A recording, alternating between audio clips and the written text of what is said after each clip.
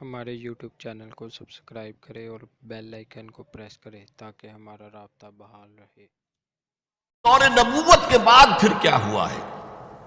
یوں سمجھئے کہ 14 صدیاں بیتی ہیں، اس لیے کہ سن 11 ہجری میں حضور کا انتقال ہو گیا، 1522 ہجری ہے، 1411 برس مزید گزر چکے ہیں۔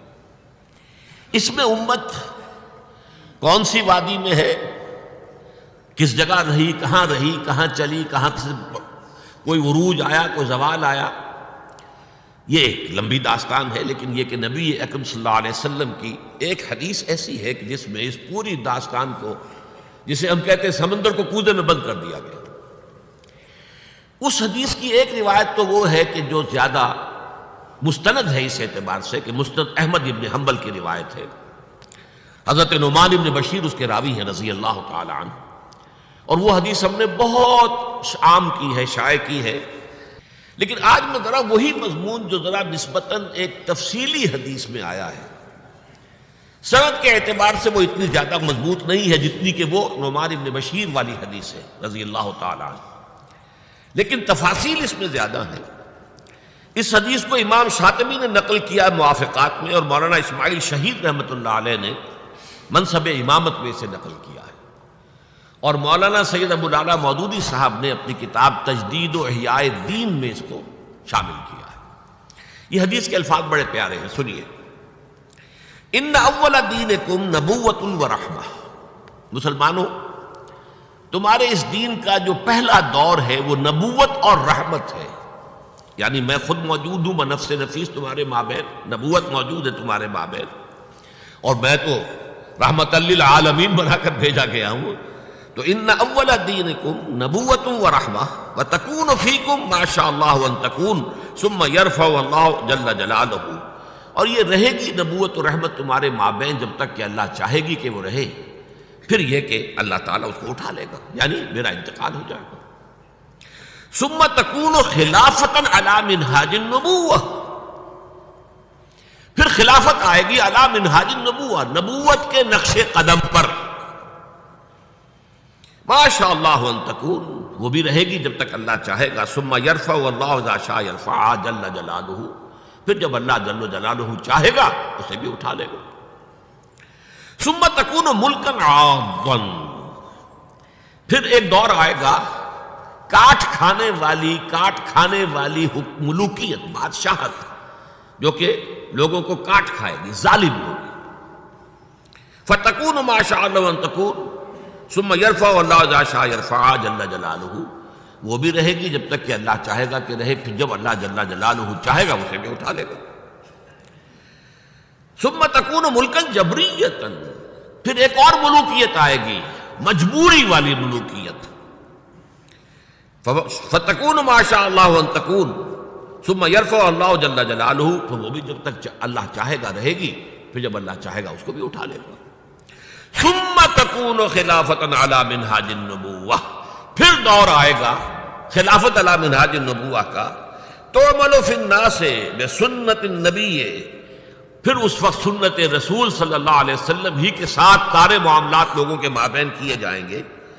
ویلقی الاسلام بجرانہ فی الارض، اور اسلام اپنی گردن زمین میں ٹکا دے گا، یعنی اسلام کی ساری برکات، اسلام کی سعادتیں جو ہیں روئے ارضی ڈھانپ لیں گی۔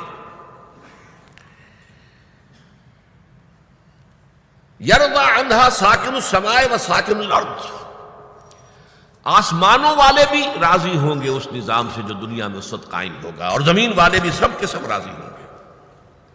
لا تدع السماء من قطر الا صبته مدرارا، آسمان اپنا ایک قطرہ بھی نہیں روکے گا بلکہ اسے زمین پر برسا دے گا موسلا دھار بارش کی شکل میں۔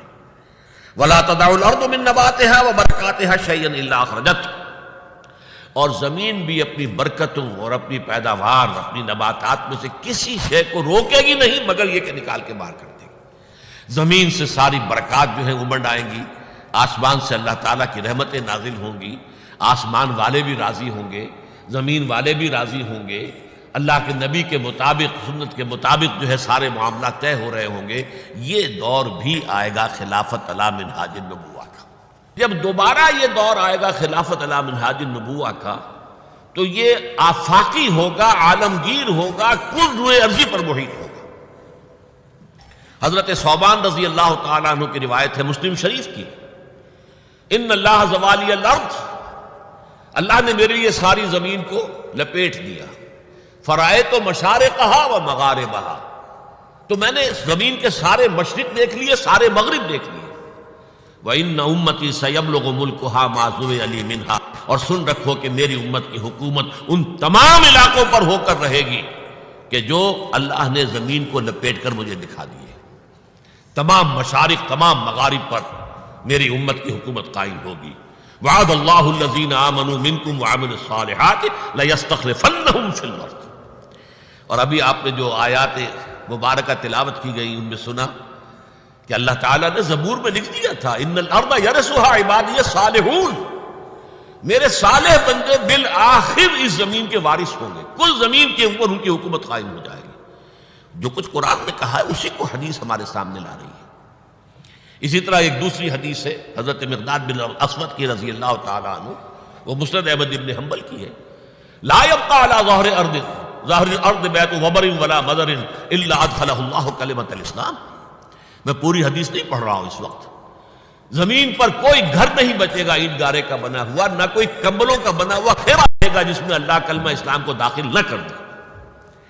تو یہ آفاقیت، یہ عالمگیریت، اس کو میں کہوں گا گلوبلائزیشن، جس کے اوپر بڑے ہنگامے ہو رہے ہیں اس وقت، جنوا شہر جو ہے اٹلی کا، یہ گلوبلائزیشن جو ہو رہی ہے یہ کیپٹلزم کی گلوبلائزیشن ہے، لیکن خلافت علی منہاج النبوہ کی گلوبلائزیشن ہوگی جس کی خبر دی ہے محمد الرسول اللہ صلی اللہ علیہ وسلم۔